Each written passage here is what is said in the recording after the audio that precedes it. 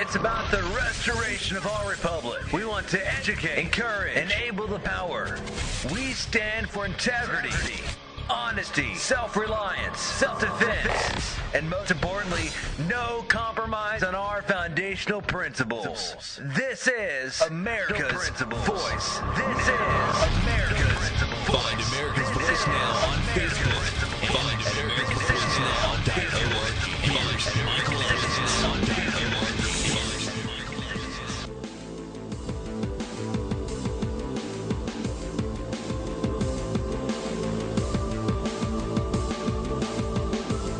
Good morning, America. You're listening to America's Voice now. My name is Michael Evans. I'll be your host this morning.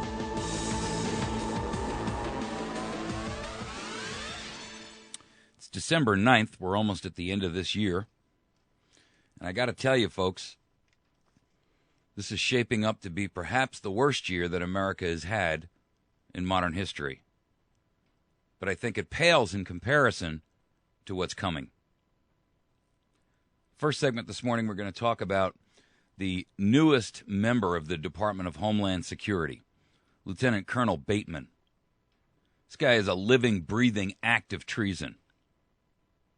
And we're going to explain why during his segment. I got to tell you, I'm going to devote an entire segment to this particular individual alone because he is a clear, exigent, and present danger to America. The one that you and I know, the one that you and I love, the one that you and I care about. Our second topic is going to be Stingray. These are the cell dump devices being used by every tyrant little tin pot dictator police force around the country. A little bit of tyranny in every cop in America. These cell dump devices sell for about $400,000. And they capture all the data acting like a cell phone tower. And they capture literally thousands upon thousands upon thousands of individuals' information off their cell phones in the arguably ridiculous concept that, well, we can catch a burglar or a murderer or some other thing by basically stripping Americans of their Fourth Amendment right to privacy. These cell phone tower dumps, these Stingray devices, are actually a direct copy of what the NSA is doing. But now they've spread to every little Tom, Dick, and Harry town, and they're being funded by the Department of Homeland Security domestically. So thanks to the federal government run amok, we now have every little town, village, and city's tyrannical dictator wannabe acting just like daddy in the national government. Using the Stingray device, every little monster out there can now, quote, keep you safe from everything but their monstrous abuse of you. I tell you, folks, we've sure reached the end of the rainbow here, and there ain't no pot of gold at the other side. Our third topic is federal prisons, the model for a massive police state. You know, the issue of federal prisons, their population, for the record, for those of you who aren't aware, has grown by 27% in the last 10 years alone. In 1980, to give you an example, there were less than 80,000 federal prisoners. Today, there are over 220,000. That should awaken and open the eyes of literally everyone listening to this program. Our fourth and final topic will be American examples of patriots. There's two in specificity that I'm thinking of here. One is called The Patriot Nurse, and I encourage you to find her website. I'll give you all the information that you need to find her. It's just plain Jane patriotnurse.com. She has hundreds and hundreds of videos out there on YouTube. She is excellent for a lot of reasons, and I'm going to tell you what they are. And then there's another one that I think I encourage you to see, and this is josietheoutlaw.com. It's a kind of a play on the Josie Wales thing. JOSIE, theoutlaw.com.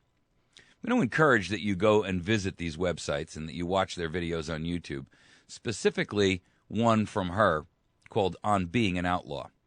And the reason I say that is because the information that comes out of that particular, first of all, it's refreshing to hear someone speak about and utilize profound common sense when we talk about our relationship with our government. And she believes strongly in the concept of civil disobedience, and I think you'll see why when you watch it. It's not very long. It's about less than 10 minutes. And literally, this video was posted, I don't know, a couple weeks ago, and it's had 25,000 or 24,000 views.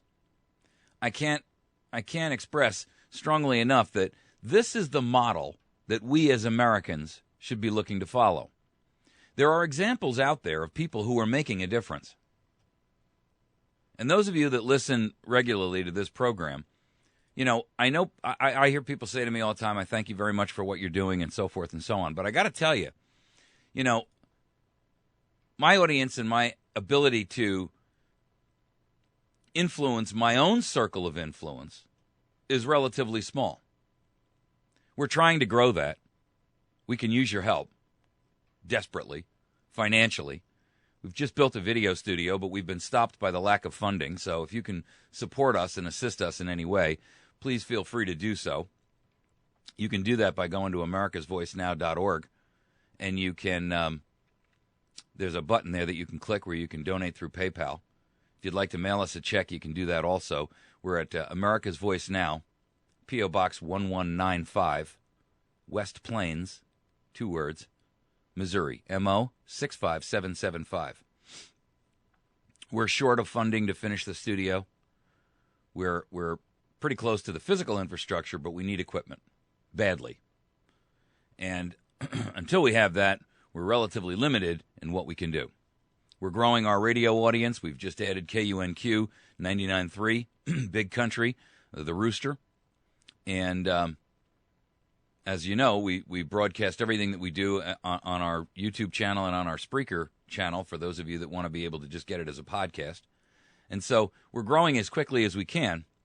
But I got to tell you, folks, that there are influential people out there that you need to know about.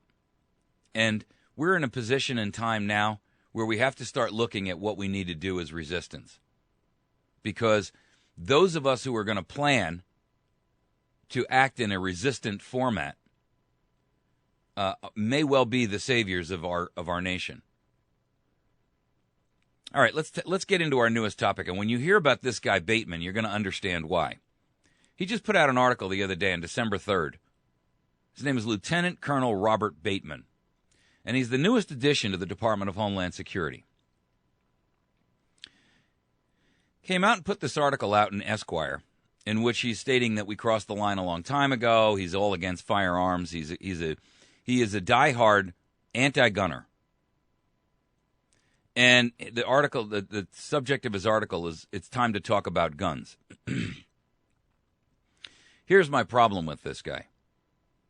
He's throwing the Supreme Court ruling under the bus that came down in the Heller decision, stating that the court was wrong on the concept of a well-regulated militia being necessary to the security of a free state, stating that that does not mean an individual has a right to carry arms, only the militia, which happens to be the National Guard. Now, we've heard this story before. This issue has been fought long and hard in the courts. The truth of the matter is, if this guy really cared at all about truth, what he would do is he would quote you from what our founders have said over and over and over and over and over again about firearms. That it is not only the right, but it is the duty and the obligation of every American to be prepared to defend their nation against tyranny and government. And this guy is tyranny exemplified. He is a living, breathing act of tyranny and treason. Here's what he says. Here's his plan. He says, guns are tools. I use these tools in my job. But like all tools, one must be trained and educated in their use. Weapons are there for the, quote, well-regulated militia. Their use, therefore, must be in defense of the nation. shooting and killing somebody because they were not upset enough over the loss of a college football team should not be possible in our great nation. Here's his gunplank to the Bateman-Pierce platform. 1. The only guns permitted will be the following. Now, mark my words, this guy is now a member of the Department of Homeland Security. He's just been added to the lineup over there. So it's not bad enough that he's got these insane betrayal-oriented concepts, but now he's in a position to do something about it. Here's what he says. The only guns that should be permitted to civilians are smoothbore or rifled musket, muzzle-loading black powder muskets. No 7-Eleven in history has ever been held up with one of these. 2. Double-barreled breech-loading shotguns. Hunting with these is valid. 3. Bolt-action rifles with a magazine capacity no greater than 5 rounds. Like I said, hunting is valid. But if you cannot bring down a defenseless deer in under 5 rounds, then you have no effing reason to be holding a killing tool in the first place. His words, not mine. Now, here's the problem with that. First of all, the founders were very clear. Our rights to own firearms, first of all, precede even the Constitution and the Declaration of Independence. Our rights to own firearms precede the Magna Carta. They precede the written language. 2, we will pry your gun from your cold, dead fingers. His words, quote, we will pry your gun from your cold, dead fingers. He goes on to say, by the way, I construe that to be a direct threat. He goes on to say, and he wants to quantify this because he knew exactly how inciting that statement would be, and that it could be determined to be a direct threat. So here's what he says. That's because I'm willing to wait until you die, hopefully of natural causes. Guns, except for 3 approved categories, cannot be inherited. When you die, your weapons must be turned into the local police department, which will then destroy them. 3, police departments are no longer allowed to sell or auction weapons used in crimes after the cases have been closed. In parentheses, he says, that will piss off some cops, since they really need this money. But you know what they need more? Less violence and death. By continuing the process of weapon recirculation, they are only making their jobs or the jobs of some other cop harder. 4, we will submit a new tax on ammunition. In the first 2 years, it will be 400% of the current retail cost of that type of ammunition. Exemptions are approved. Exemptions for the weapons used by the approved weapons. Exemptions for the ammo used by the approved weapons. And then thereafter, it will increase by 20% per year. So in year 1, he wants to put a 400% tax, whatever the retail cost of that ammo is. So let's say it's $50 for a box of ammo. You're going to have to pay a 400% tax on top of the $50 cost of the box. And then every year thereafter, it will increase by 20%. You see, this guy epitomizes a dictator. And now he's in a position to do something about it. Item 5, we will initiate a nationwide buyback program. With whose money, pal? Effective immediately, with the payouts coming from the DoD budget, which is your money and mine. This buyback program will start purchasing weapons at 200% of their face value the first year, 150% the second year, 100% the third year, and thereafter there will be a 10-year pause, at which point the guns can be sold to the government at 10% of their value for the next 50 years. It doesn't even make logical sense. So there'll be a 10-year pause, which will last 50 years. And 6, the major gun manufacturers of the United States, those who create weapons for the federal government and the armed forces, will be bought out. Not including those, or excuse me, let me start that again. Item 6, the major gun manufacturers of the United States, less those who create weapons for the federal government and the armed forces, will be bought out by the United States of America for our own damned good. Those are his words, folks. Here at the bottom, he says, these opinions are those of the authors, or of author, and do not reflect the United States government, the United States Department of Defense, the United States Army, or any other official body. As for the NRA, they can sit on it. Sorry, I grew up with Happy Days. Sit on it means something to those of my generation. Well, guess what, Mr. I got to tell you, Mr. Bateman, the word treason, the word traitor, the word dictator, the word monster, the word Marxist, that means something to me. And you fit all of those. Who are you to make a unilateral declaration that you can do something like that to America?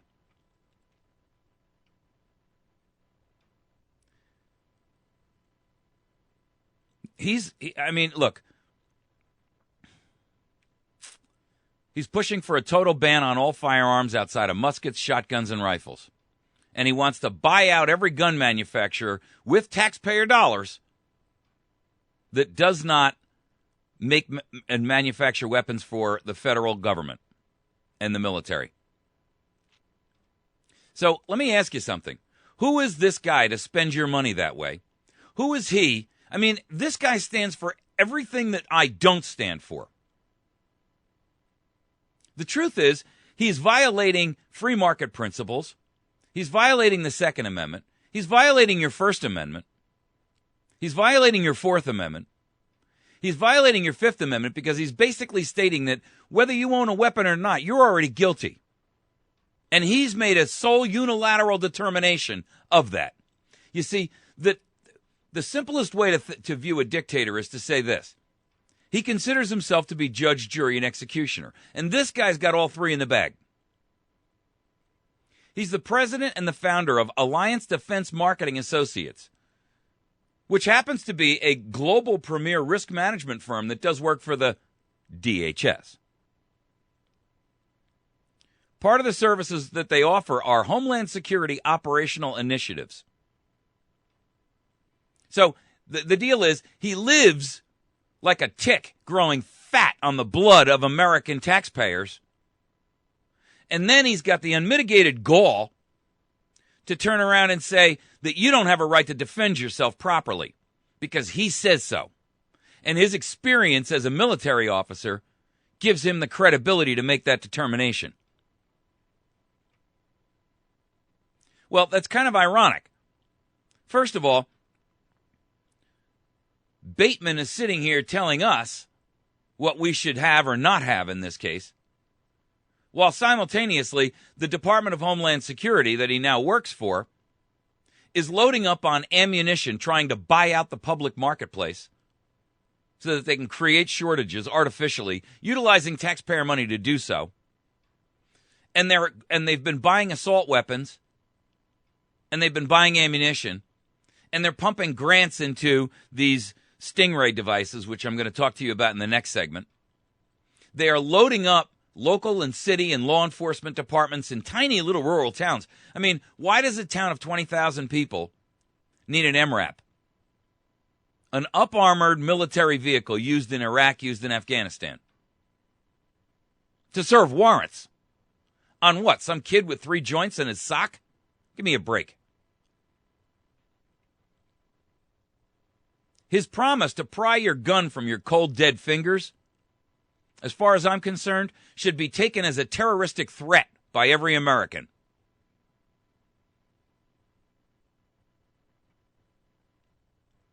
He's not encouraging peace. He's not encouraging the reduction in violence. He's pledging to create more. The only difference will be that the violence, when it is perpetrated, will be directly and exclusively by governments against their people.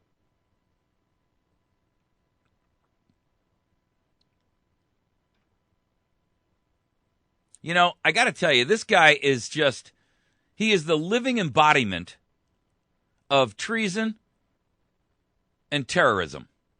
Government-sponsored terrorism.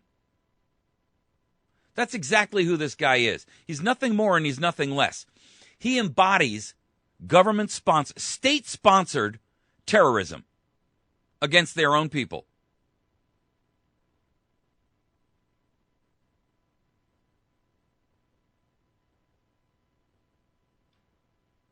There's an article that followed it up in InfoWars. You know, a lot of you know I kind of take Alex Jones with a grain of salt, but this particular article was pertinent because it was dealing specifically with this guy Bateman. Later in the article it says, Bateman says disarming the American people is all about encouraging less violence and death, although such sentiments weren't evident when he became embroiled in an argument with a blogger who ended up with the colonel making a thinly veiled death threat to the guy. The argument concerned a former senior female human terrain team member who was allegedly subjected to a death threat by an active duty lieutenant at Bagram Airfield in Afghanistan. After Bateman engaged in, quote, ad hominem attacks against Maximilian Forte, the blogger who posted the story and was subsequently banned, he resorted to a veiled death threat of his own. Quote, and I apologize for the future. Not really my fault, but I am sorry nonetheless. Forte came back and said, you apologize for the future. It was worth approving your message just so that others can see the veiled threat. And again, Bateman responded to Max Forte. And again, Max, truly, I am sorry for your future. So it's okay for him to sit there and threaten the free speech of someone else. Don't you smell and see exactly who this guy is? This guy is evil personified. Not because he's in a position of authority to do something about it, but because of the way he thinks and the power he has to take action based on his stinking thinking.